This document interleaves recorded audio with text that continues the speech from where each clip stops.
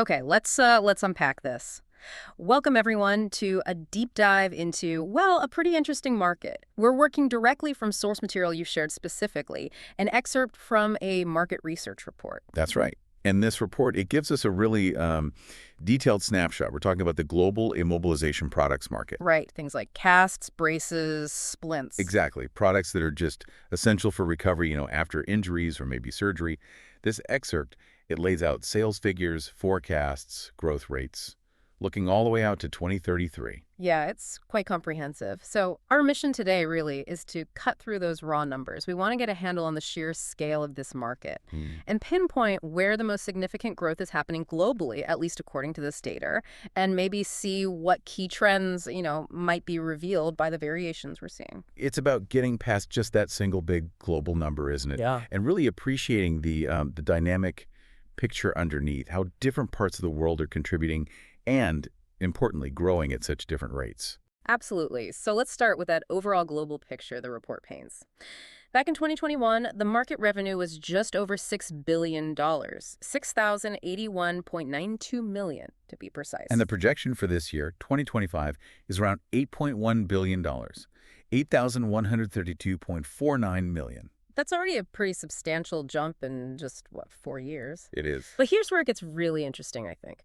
By 2033, this market is forecast to hit nearly $14.5 billion, $14,540.9 million.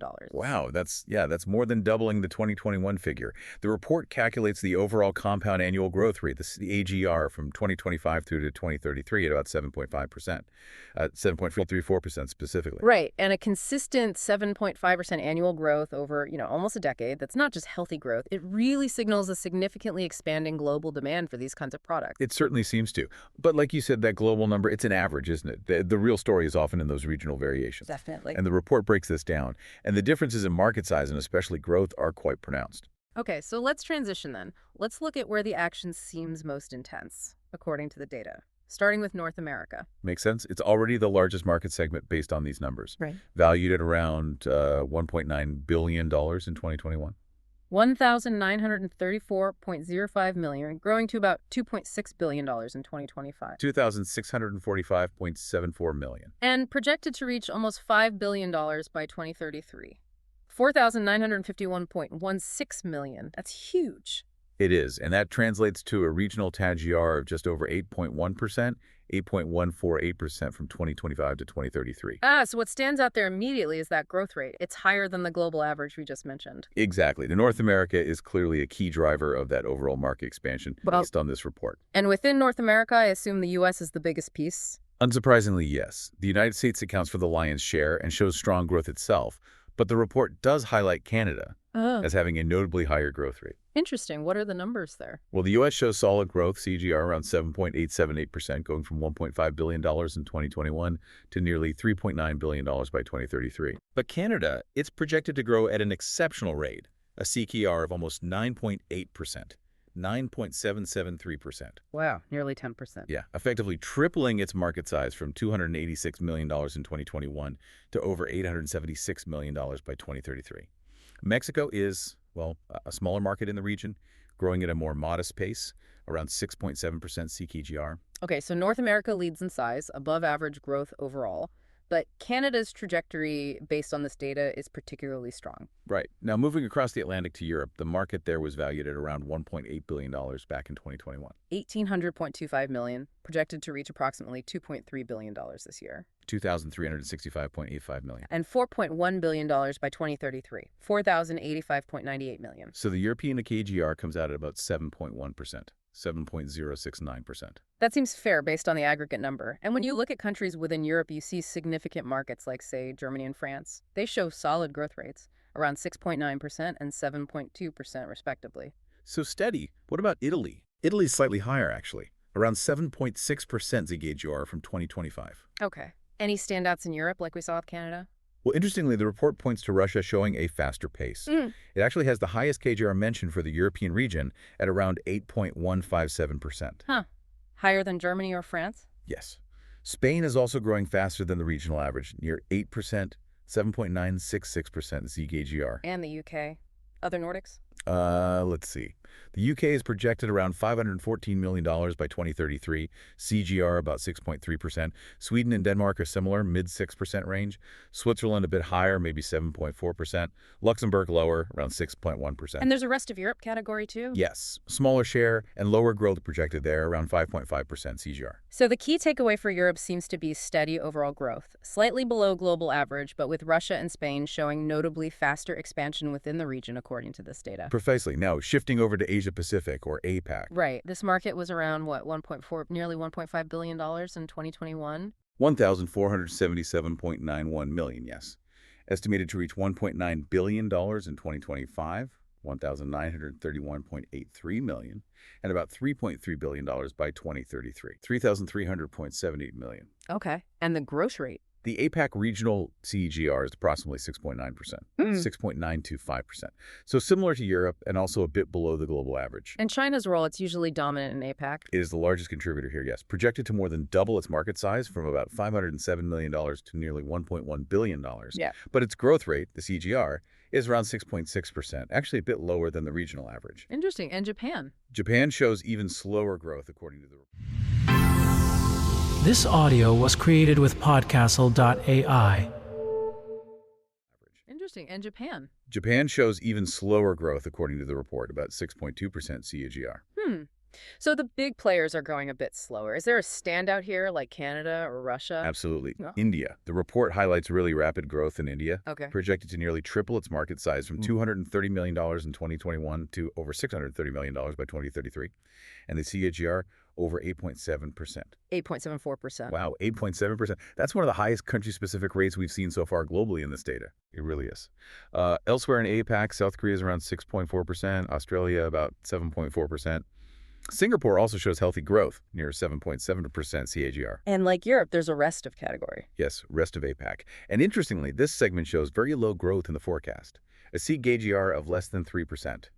2.904% actually. Less than 3%. That's a huge contrast with India's 8.7%. It really underscores how varied the situation is within that vast region, doesn't it? Yeah. You have India accelerating rapidly, while other parts seem to be lagging significantly, at least based on these numbers. Definitely a key finding from the APAC data. Okay, where next? South America. Let's look at South America. This market was valued around $407 million in 2021. 407.491, expected to reach about $554 million in 2025, $554.20, and just over $1 billion by 2033, $1,025 by 13 cents. Okay, $1 billion by 2033, and the growth rate for the region. The regional TGR for South America is around 8%, 7.991%, so that puts it slightly above the global average, showing solid growth potential. Right, and Brazil, I imagine, is the largest market there. It is, yes. Brazil leads the market size, projected to grow from about $210 million to over $523 million. Its growth rate aligns pretty closely with the regional average, around 7.9% CAGR. Okay. Are there any countries growing significantly faster, like we saw elsewhere? Yes, the report indicates Argentina and Colombia are growing even faster. Really? Argentina's market is projected to more than double, with a CAGR over 8.5%. 8.571%. And Colombia shows an even higher CAGR in the forecast, around 8.6%, 8.624%. So both significantly above the regional average? Suggests quite significant expansion in those two countries. Peru and Chile also show healthy growth rates, both above 7.4% CAGR. Okay. So South America overall is an above-average growth region, according to this data. And within it, Argentina and Colombia really appear as, well, particularly dynamic markets. That sums it up well. Now, moving to the Middle East, this is where the report highlights the fastest growth overall. The fastest growing region. Yes. The market is projected to rise from about $170 million in 2021, 170.29 I'm spared, to $235 million in 2025, $250 million by 2033, 450.77 answer. That's quite a jump from a smaller base. So what's the regional CAGR figure? The report puts the Middle East's regional CAGR at about 8.45%, indeed the highest among all the regions listed here. Wow. Okay. Which countries are driving that high growth? Well, Saudi Arabia and Turkey show strong growth rates, both slightly over 8.3% CAGR. But the UAE really stands out. Higher still. Yes, the highest CAGR in the region according to this data, and one of the highest globally, over 9%, 20.082%. Over 9%. Alongside Canada, then. Pretty much. And it's not just the UAE. Egypt and Qatar also show very high growth rates forecast, both above 8.6%. Egypt's actually 8.756%. Qatar 8.624%. So it's quite broad-based acceleration across several key markets there. It seems so, suggesting a significant uptick in demand across the region according to these projections. Okay, the Middle East clearly identified in this report as the region with the most rapid expansion forecast for this market. Fascinating. One region left. Africa. Finally, let's look at Africa. The Immobilization Products Market here is expected to grow from about $292 million in 2021, 291.93 M, to nearly $400 million in 2025, 399%. Okay. And reach around $727 million by 2033, 727.04. Right. And the growth rate for the African region? The African regional CAGR is about 7.78%, 7.779%. So that's also above the global average, indicates strong overall growth projected for the continent. Okay, above average. Which countries are mentioned? Nigeria, South Africa? Yes. Nigeria is listed as the largest market contributor in Africa, growing at about 7.4% CAGR, 7.432%, projected to go from $130 million to over $313 million. And South Africa? South Africa, interestingly, shows a slightly higher growth rate in the forecast, a CAGR of around 8.275%. So faster than Nigeria within the continent, according to this data. That's what the numbers suggest. And the segment labeled Rest of Africa also shows solid growth projected at near 7.5% CAGR. Okay. So Africa as a whole is growing faster than the global average, with South Africa showing particularly strong growth within the continent. That seems to be the picture presented by this report. Yeah. So if we try to, connect the dots from all these numbers. Yeah, let's bring it together. What this report really shows is a global market for these immobilization products that's set to more than double in size between 2021 and 2033. Yeah. That's the big picture. A huge expansion. And we see specific regions like the Middle East, North America, South America, and Africa projected to grow, on average, faster than that global rate. Right.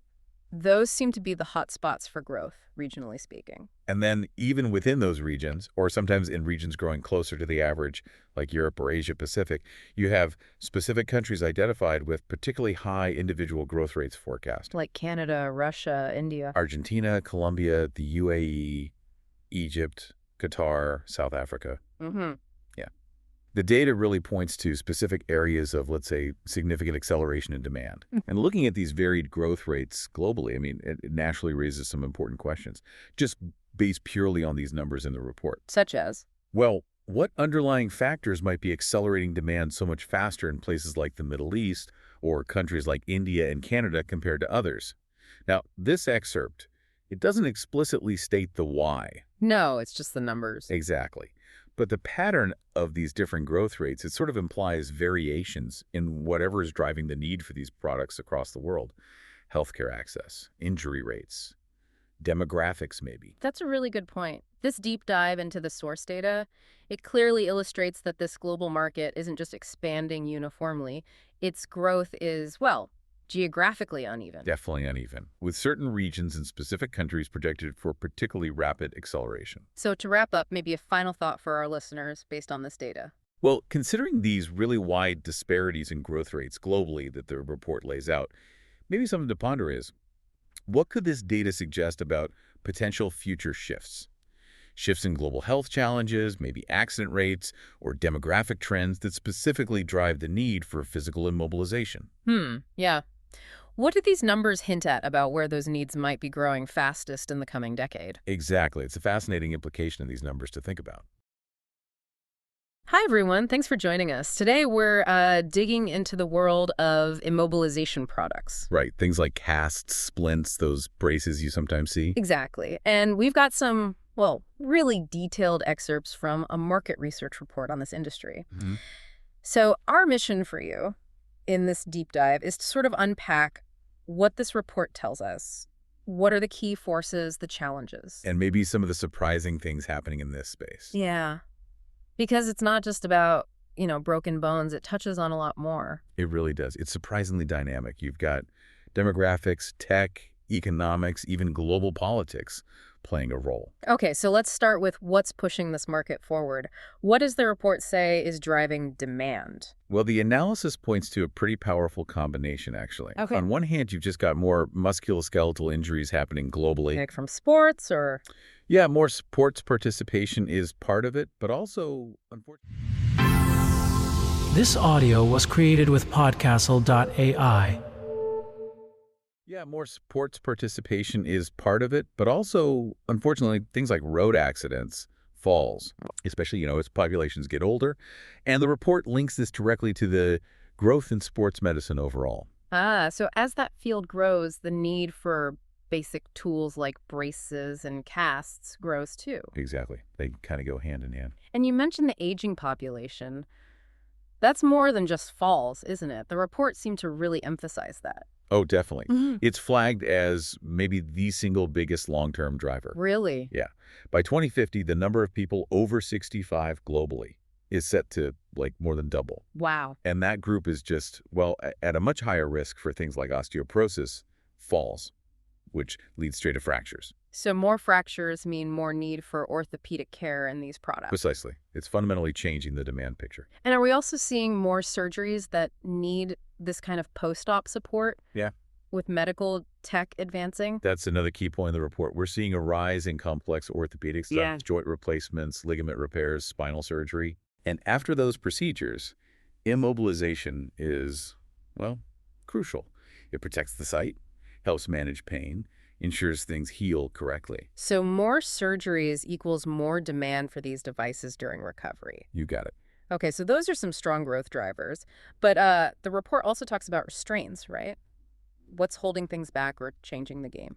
Right. It's not all straightforward growth. Cost is a big one, Ah. especially for the more advanced custom-fitted products. The report finds that high cost can be a real barrier. And insurance doesn't always cover it smoothly. Exactly. Reimbursement policies can be quite variable, so access isn't always, equal. And then there's the patient experience side. Anyone who's worn an old school cast knows comfort isn't exactly top of mind. You're right there. And the report actually links that discomfort directly to poor patient compliance. Meaning people take them off too soon. Yeah. If it's heavy, itchy, hard to shower with, patients might just ditch it early. And that obviously messes with healing outcomes. It's a major concern. And wasn't there also something about a shift in medical thinking? Like moving away from keeping people still for so long. That's a really critical point the report brings up. Modern rehab is pushing for earlier mobilization Why is that? to prevent complications, mostly. Things like muscle wasting, joint stiffness. They can happen if you're immobilized too long. So maybe shorter immobilization times or different kinds of support are needed? Potentially, yeah. It could impact the market for some of the really traditional long-term products down the line. Okay, this is where it gets really interesting for me. How is the market actually responding to these challenges? The comfort, the compliance. The report mentions some cool innovations. Yeah, technology is really shaking things up. 3D printing is a big one discussed in the analysis. How does that work for, like, a cast? Well, they can do a 3D scan of the patient's limb and then print a device that's super lightweight, fits perfectly, Custom. totally custom. And they could design it with an open lattice structure, much more breathable. So way more comfortable than plaster. That's the idea. It could potentially really boost compliance. The report also mentions better materials, like waterproof casting tapes. Okay. But maybe the most futuristic thing is adding smart technology. Smart braces. What can they do, according to the report? So the analysis talks about embedding sensors. Sensors for what? Things like monitoring swelling, temperature, pressure points, Yeah. even how active the patient is being. And that data goes somewhere. Yeah, it can be sent right to the clinician. It gives them real-time insight into healing, lets them maybe tweak the treatment or the support needed. Wow. That's a huge leap from just a basic plaster cast. It really is. But then the report throws a curveball. Yeah. Something external. Tariffs. How do they fit in? Yeah, that's a fascinating point in the analysis. It shows how these external economic things can hit the market. Like trade policy. Exactly. Yeah. The report specifically mentions the impact of potential tariffs, like those discussed for 2025, and how they disrupt supply chains. Especially for medical devices using electronics. Right. Those smart devices we just talked about rely on electronics. And the tariff percentages mentioned are pretty steep. They are. The analysis suggests tariffs could be as high as 145% on certain Chinese electronics, Whoa. and maybe up to 25% on crucial stuff like semiconductors, lithium-ion battery. Which are essential for those smart sensor-based products. Exactly. So these policies can directly bump up the cost and affect the availability of the very innovations the market is developing. So manufacturers have to react. Yeah, the report says it forces them to rethink where they get parts, maybe shift production to places like India or Vietnam, Hmm. or even redesign products to use fewer tax components. It adds complexity, cost, potential delays, and it can really squeeze profits, especially for smaller players. Okay, so it's a complex picture then. You've got strong fundamental growth from injuries, aging, Right. but also challenges like cost and this push for maybe less immobilization. Mhm. Then you have exciting tech like 3D printing and smart sensors changing the game. But vulnerable to something like global trade disputes affecting the cost of that tech. It really shows how interconnected everything is. The report mentions leading companies are focusing on innovation and partnerships to navigate all this. Yeah, if you pull all those threads together from the analysis, it's clear the market's really transforming, adapting to both medical changes and, well, global economic realities. Right. So, recapping our deep dive into this report, you've got basic human needs driving demand, but balanced by cost and comfort issues, technology offers solutions. But then external factors like tariffs on electronics can directly impact those high-tech options. It's a real interplay. It really is. Which kind of leaves you, the listener, with this thought from the sources we looked at. How might advances in materials and connectivity eventually make that traditional, uncomfortable cast or brace basically obsolete?